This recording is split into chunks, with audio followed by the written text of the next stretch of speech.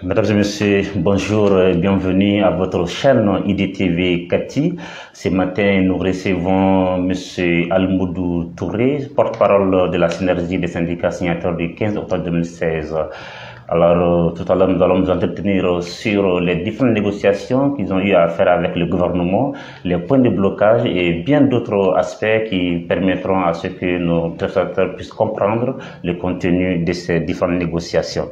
Alors, Monsieur Touré, bonjour. Bonjour. Comment allez-vous? Bon, bien, merci. Bienvenue sur le plateau de IDTV. Merci. Merci d'avoir accepté notre invitation. Tout un plaisir. Merci bien. Alors, hier vendredi 12 novembre 2021, vous avez une fois de plus répondu à la main tendue du gouvernement pour les éventuelles négociations dans le cadre de l'application de l'article 39. Les négociations ont encore échoué. Maintenant, où se trouve le blocage au niveau des négociations? Merci. Merci de la question et surtout merci de l'invitation à nous faire pour donner les vraies informations aux militants et à vos téléspectateurs. Dire que les négociations de vendredi quand même font suite à celles déjà du 1er novembre et du 5 novembre. Okay. Et que de toutes ces négociations, effectivement, comme vous l'avez dit, les négociations ont échoué parce que chaque parti est resté sur sa position en fait. Quand les syndicats de l'éducation demandent l'application de la loi qui se traduit par l'élaboration d'une nouvelle grille pour les personnels enseignants, le gouvernement s'inscrit dans autre chose qui est l'octroi des primes ou des indemnités au personnel enseignant. Ce qui fait que ça devient un dialogue de sourds parce que lorsque les enseignants demandent une grille, le gouvernement parle des primes et indemnités, vous conviendrez que c'est très difficile de concilier les deux positions. Et le blocage, c'est à ce niveau-là parce que si on sait que c'est des négociations, c'est des techniques de négociation, mais si le gouvernement ne vient pas dans la dynamique de l'élaboration de la grille, il sera forcément difficile aux syndicats d'accepter d'aller sur ce terrain des primes et des indemnités. Et je pense aujourd'hui c'est là où il y a le blocage. Nous l'avons souhaité, nous l'avons demandé, et les conciliateurs ont demandé des flexibilités si possible pour les enseignants. Par les enseignants si le gouvernement s'inscrivait dans la dynamique de l'élaboration de la grille. La flexibilité qui était de notre possibilité, qui est vraiment une concession douloureuse, nous l'avons partagé ça avec la conciliation. Mais malgré tout, le gouvernement est resté sur sa logique des primes et des indemnités. Donc, les négociations ont échoué. D'accord. Donc, si je comprends bien, le gouvernement, au lieu de parler de l'article 39, c'est d'ailleurs penché sur les indemnités en termes de propositions concrètes. En fait, c'est ça. Le gouvernement, dans les primes indemnités, surtout ici, le gouvernement est dans la logique de la prime spéciale de responsabilité. Vous avez le personnel enseignant à ce qu'on appelle une prime spéciale de responsabilité. Cette prime spéciale de responsabilité va de 31 000 à 68 000. Selon la catégorie C, la catégorie B1, B2, les professeurs titulaires, les professeurs principaux, les professeurs agrégés. Donc 68 000, c'est les professeurs agrégés ou les inspecteurs. Et quand vous regardez la proposition du gouvernement, que le gouvernement a délibérément exprimé en termes de pourcentage, parce que ça c'est pour noyer les gens. Quand vous prenez leur première proposition de 10%, parce que j'avais parlé d'abord d'une proposition, majoration de 10% de l'indemnité spéciale de responsabilité. Je disais tout de suite, la catégorie C, c'est 31 000. Vous prenez 10% de 31 000, ça fait 3 100 francs d'augmentation. Et hier vendredi, ils ont augmenté ça de 15%, donc de 10% sont pas à 15%. Mais c'est la même chose si vous prenez 15%, c'est comme si une augmentation de 1000 francs de plus, parce que de 3 100 francs, on va à 4 600 francs, quelque chose comme ça. Et c'est de 4 000 francs jusqu'à 10 000 francs, en fonction des catégories, en fonction des grades. Ça, c'est la proposition du gouvernement. Et ça, justement, que c'est une insulte, et surtout, c'est la non-prise en considération du souci des syndicats de l'éducation. Et là, nous l'avons dit, lorsque nous sommes en négociation, le partenaire doit prendre en compte aussi le souci les soucis de l'autre partenaire. Si cela n'est pas fait, c'est ce qu'on appelle un dialogue de sourds. Nous avons estimé à un moment que le gouvernement a dit que c'est les plafonds qui le posaient problème. En tout cas, de toutes les rencontres qu'on a eues avec le gouvernement, que ce soit formel ou informel, ce qui nous est revenu en tête, et de toutes ces conversations, c'est que c'est les plafonds qui les posaient problème. Si nous, on arrive à faire des concessions, à maintenir ce plafond et à faire des aménagements à l'interne, je pense que c'est une concession douloureuse que les enseignants ont eu à consentir. Mais le gouvernement ne veut pas entendre parler de ça. C'est ce qui fait qu'ils sont dans leur truc de première indemnité. Ce qui va mettre mal à l'aise certains de nos collègues qui ont commencé à battre campagne pour dire d'accepter les primes et les indemnités. Je pense qu'en acceptant des primes et des indemnités, ce n'est pas pour aller prendre des 3 000 francs, des 4 000 francs ou des 5 000 francs comme prime. D'accord. Alors maintenant, à l'issue de cette proposition du gouvernement ou de la partie conciliation, qu'est-ce que la synergie a proposé pour une sorte de crise? Ce que je viens de dire, j'ai dit que, parce que pour nous, syndicats de l'éducation, depuis que nous avons commencé ce mouvement, il n'y a pas d'alternative que la grille.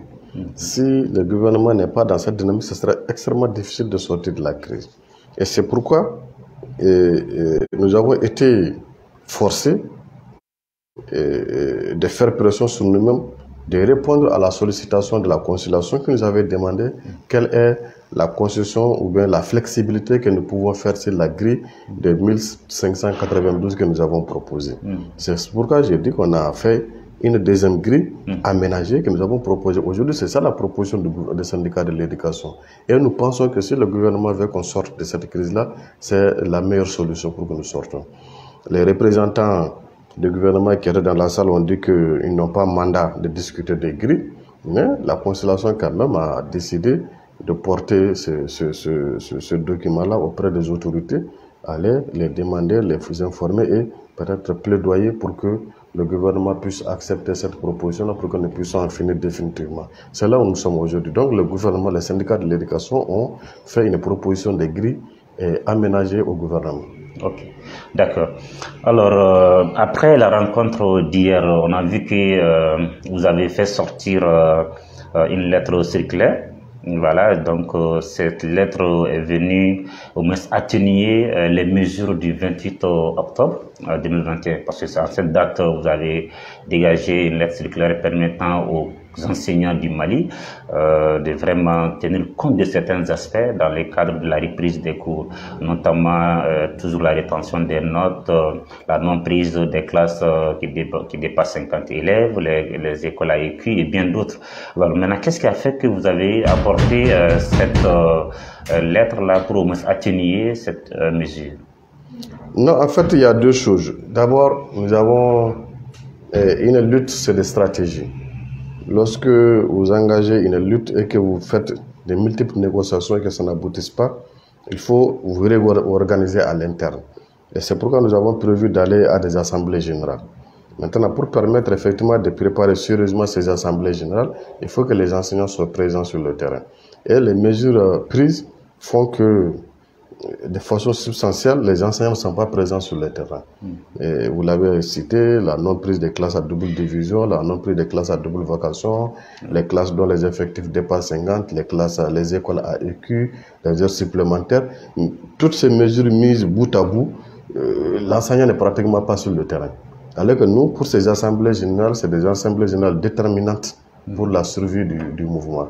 Donc, nous avons estimé qu'il fallait lâcher un peu, permettre aux enseignants d'être dans les établissements pour que nous puissions organiser de façon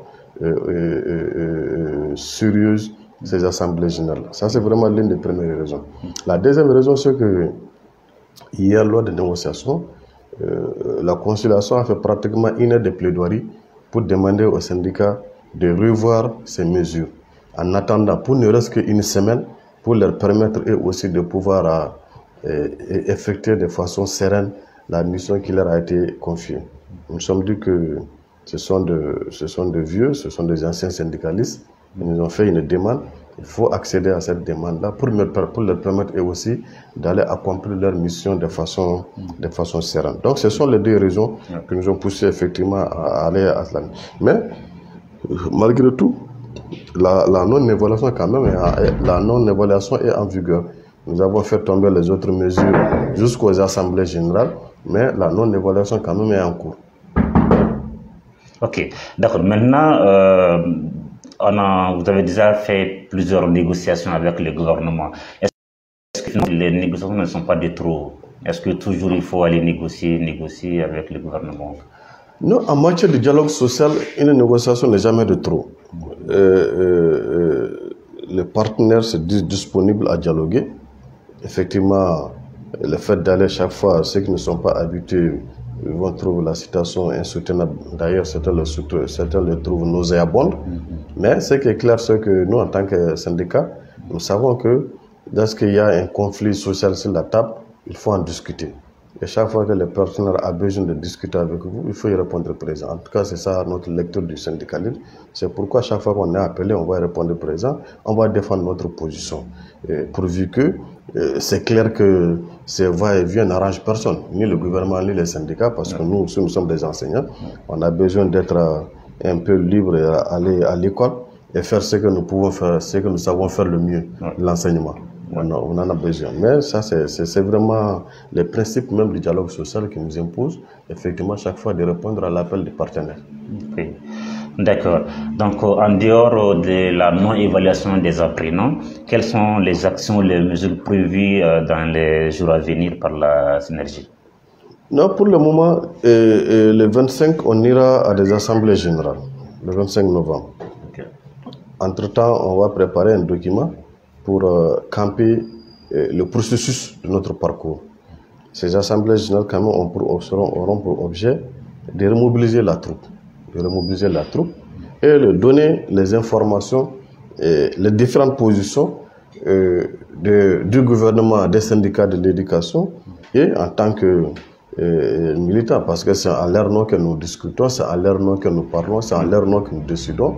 Leur donner eux aussi la parole, parce que la stratégie, c'est de faire en sorte que nous donnons une nouvelle vie à la lutte. Si nous optons pour telle position, que l'ensemble des enseignants s'inscrivent dans cette dynamique-là. Et lors de ces assemblées générales, si les enseignants décident d'aller en préavis de grève, automatiquement, le lendemain, nous allons déposer le préavis de grève. En tout cas, l'objectif, c'est de donner une nouvelle vie. Vous savez, ce n'est pas un secret de polichinesse.